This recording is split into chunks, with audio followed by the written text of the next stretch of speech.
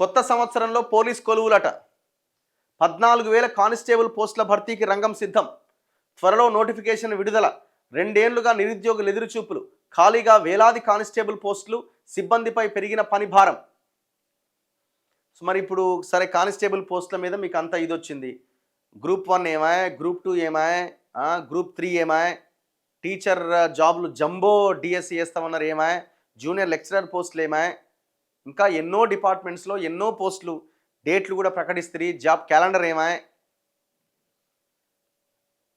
తెలంగాణలోని నిరుద్యోగులకు పోలీస్ శాఖ శుభవార్త తెలిపింది. ఏ ఉద్యోగాలు భర్తీ చేస్తారో లేదో తెలియదు కానీ ఈ కానిస్టేబుల్ పోలీస్ ఉద్యోగాలు మాత్రం టైం టు టైం భర్తీ చేసే పరిస్థితి కనబడుతున్నది. ఎందుకంటే వాళ్ళు అవసరం కదా. త్వరలో 14,000 కానిస్టేబుల్ పోస్టుల భర్తీకి నోటిఫికేషన్ జారీ చేయబోతున్నామని డీజీపీ శివధర్ రెడ్డి స్పష్టం చేశారు. దాదాపు 2 ఏళ్ల నుంచి లక్షలాది మంది నిరుద్యోగులు ఈ నోటిఫికేషన్ కోసం ఎదురు చూస్తున్నారు. సుమారు 14,000 స్టైపెండరీ క్యాడెట్ కానిస్టేబుళ్లతో పాటు ఇతర యూనిఫామ్ సర్వీసుల కానిస్టేబుళ్ల భర్తీకి సంబంధించిన ప్రతిపాదనలు ప్రభుత్వం ముందు ఉన్నాయి. నూతన సంవత్సరం దీనికి సంబంధించిన ప్రకటన జారీ కావచ్చని మంగళవారం డీజీపీ కార్యాలయంలో జరిగిన విలేకరుల సమావేశంలో శివధర్ రెడ్డి పేర్కొన్నారు. తెలంగాణ రాష్ట్రం ఏర్పడినప్పటి నుంచి ఇప్పటి వరకు 3 సార్లు మాత్రమే పోలీస్ రిక్రూట్మెంట్ జరిగినాయి. 2016లో 9,281, 2018లో 16,925, 2022లో 17,000 పోస్టులకు సంబంధించిన నోటిఫికేషన్లు విడుదలైనవి. 2023 నుంచి ఈ రిక్రూట్మెంట్ ప్రక్రియలో జాప్యమవుతున్న నేపథ్యంలో నిరుద్యోగుల నుంచి ప్రభుత్వంపై తీవ్రమైన ఒత్తిడి వచ్చింది.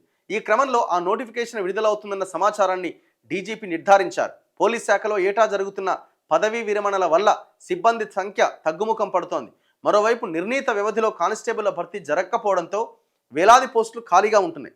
మిగిలిన సిబ్బంది పైన పనిభారం ఎక్కువ అవుతోంది. ఈ పోస్టులను 2 ఏళ్లకు ఒకసారి క్రమం తప్పకుండా భర్తీ చేస్తేనే సిబ్బంది సంఖ్య బ్యాలెన్స్ అవుతుందని, ఆలస్యమయ్యే కొద్దీ మిగిలిన పోలీసులపైన పని ఒత్తిడి ఎక్కువ అవుతుందని పోలీస్ సంఘాలు అభిప్రాయపడుతున్నాయి. సో అట్లనే ప్రమోషన్స్ కూడా ఆలోచించండి. పాపం కానిస్టేబుల్గానే ఉన్నాడు, వాళ్ళకి ప్రమోషన్స్ రావాలా? అండ్ ఇంకొకటి, ఈ కానిస్టేబుల్ని ఏ పని కోసం మీరు వాడుకుంటున్నారు? ఒక ఎస్పీ ఆఫీస్కి, ఒక ఎస్పీ ఇంటికి వెళ్ళండి, ఒక పోలీస్ ఉన్నతాధికారి ఇంటికి వెళ్ళండి, 20-30 మంది కానిస్టేబుల్ హోంగార్డులు అక్కడ ఉంటున్నారు. ఇంట్లో గార్డెనింగ్ పనులు, కూరగాయలు తెచ్చుడు, ఇది రెగ్యులర్గా జరుగుతున్నది. సో అట్లాంటి వాటిని అరికట్టే ప్రయత్నం చేయండి. ఎవరి పని వాడు చేసుకోండి. ఎందుకంటే మీరు జీతం తీసుకుంటున్నారు, అవసరమైతే పని మనుషులను పెట్టుకోండి. అంతే తప్ప ప్రభుత్వ జీతం తీసుకుంటున్నటువంటి, ప్రజలు కట్టే ట్యాక్స్ల ద్వారా జీతం తీసుకుంటున్నటువంటి ఆ ప్రజల కోసం పనిచేయాల్సిన కానిస్టేబుల్ ఇంటి పనుల కోసం వాడుకోకండి దయచేసి. వాళ్ళ ఆత్మగౌరవాన్ని కూడా నిలబెట్టండి. అర్థమైందా? వాళ్ళు కూలీలు కాదు. వాళ్ళు ఈ ప్రాంతాన్ని, ఈ ప్రజల్ని రక్షించే రక్షక భటులు వాళ్ళు.